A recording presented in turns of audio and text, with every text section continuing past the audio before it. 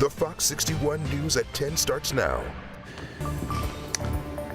We continue following breaking news in Hartford, where a police response to a reported person suffering a mental health issue ended in deadly gunfire this morning.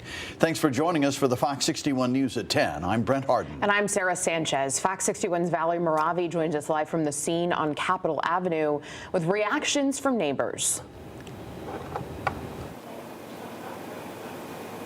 Yes, we're here in Capitol Avenue where the scene has turned into a 12-hour investigation. Now, Hartford police say an officer shot a man who pulled out a knife while officers responded to what they say was a report of someone experiencing mental health issues. We did speak to several neighbors in the area, and some of them said they were very shocked about what just happened, and other people said they were terrified to go back to into their apartments, which is the same building where the shooting happened. Take a listen. Police say this all started around 10 Thursday morning during a call for a possible psychiatric issue. At some point, Hartford police say the person they were called for pulled out a knife. Police say the officer then drew a gun and shot the person. We're told 2 officers were evaluated after the shooting, but were not hurt. Tyrone Oliver lives nearby, and he's calling this incident traumatic. I'm shocked.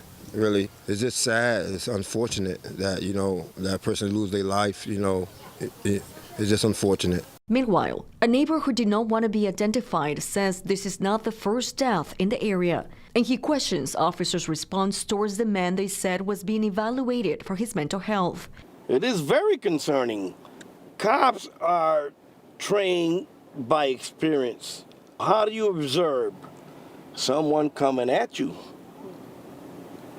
Okay, what type of knife? Did you see the knife?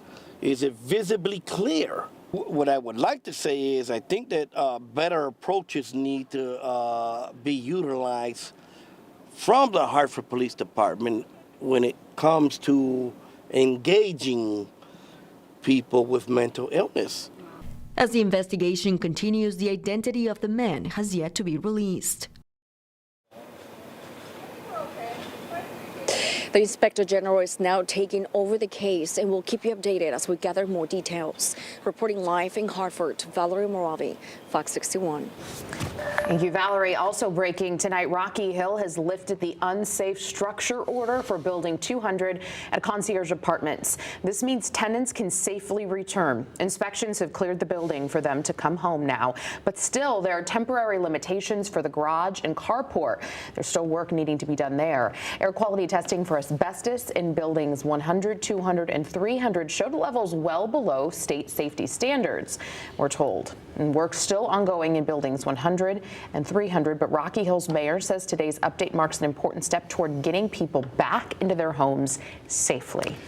And you'll find more coverage of these breaking news stories on our free Fox 61 app. Use the QR code on your screen to download it, or go to fox61.com 24/7. We have a weather impact alert in effect through the day tomorrow for a mixture of snow, sleet, freezing rain, and rain. I do think most of us transition over to rain. The shoreline will be first and may happen almost immediately. The last areas to change over to rain will be in northern Connecticut. But we wanted to issue this alert just to give you a heads up that travel may be slippery, especially on untreated roads. We're not expecting a lot of snow and we're not expecting a lot of ice, but we all know that it only takes a little bit to make the roads a bit tricky, so you might need extra salt and sand on the driveway again. And check in with schools tomorrow morning. It may be a tough call on what superintendents try to do, and they may kind of do it on a town-by-town basis. A winter weather advisory is in effect for our northern 4 counties starting at 10 a.m. tomorrow and continuing into the wee hours of Saturday morning. Temperatures right now are still above freezing for most of the state, but we will see overnight lows close to 30 as we head towards daybreak tomorrow. The tough call is that this develops between 8 a.m. and 11 a.m. from west to east. So for some, 7 a.m., you're heading out the door, the roads are fine. And then this will start to fill in, which is why I say it's a tricky call for schools, because initially the roads are okay. Then we'll see that mix develop. We transition over to rain first at the immediate shoreline, last in northern Connecticut. In fact, some areas in the hills may stay as an icy mixture right into the afternoon. And then as the grand finale cherry on top, we may finish as a few wet snowflakes heading into tomorrow evening. We'll talk more about this, plus the follow-up storm that is possible for early Monday. Your full forecast is coming up. Thank you, Rachel. Well, as the state gets ready for a grab bag of weather over the next few days, people are prepared for what they're about to see. Over at Cat's Ace Hardware, they say customers scooped up bags of ice melt this week. However, owner Bob Krieger told us this won't be like what he witnessed last month. Road and streets will likely only need to be treated for ice in the mornings over the next few days, and people are ready for the end of winter. Been a pretty hectic season. Oh my gosh. If it snows again, I don't know what I'll do. Why do you say that? Well, it's great for business, but I think we want to move on. A lot of people are okay. We're done. Let's move on to spring. Same sentiments here, Bob. Sure, yeah. For a lot of us.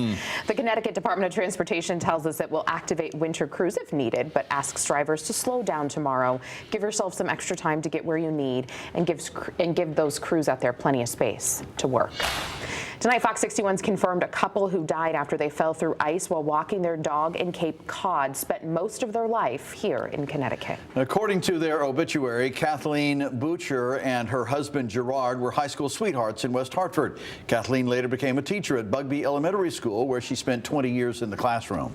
Fox 61's Annette Montgomery has more on Kathleen's impact on students and the West Hartford community.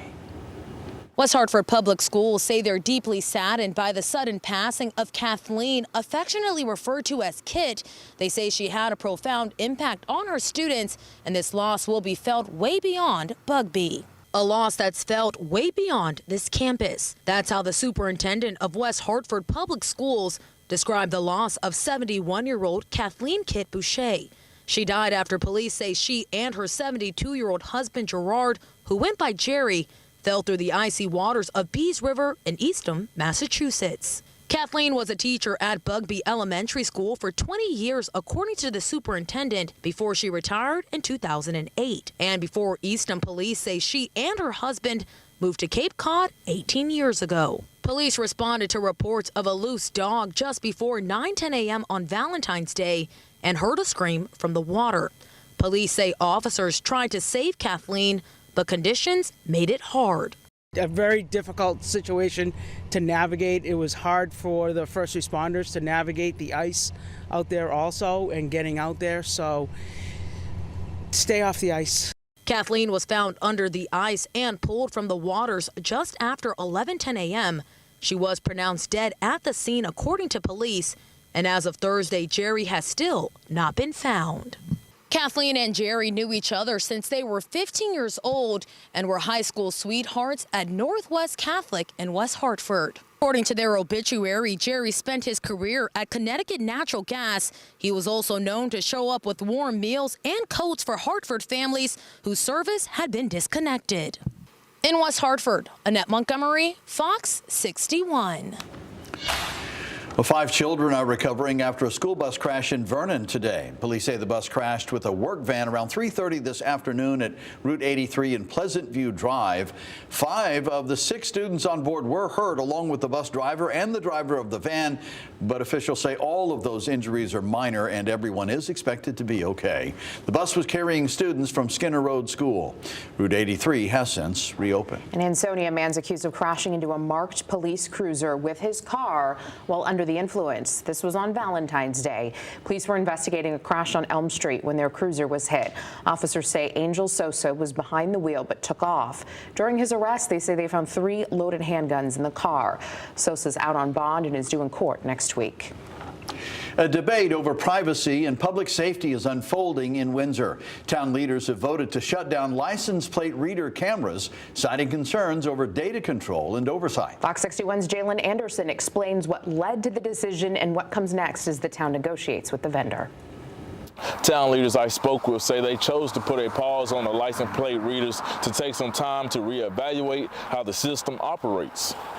The town council in Windsor voted 8-1 to shut down their automatic license plate readers.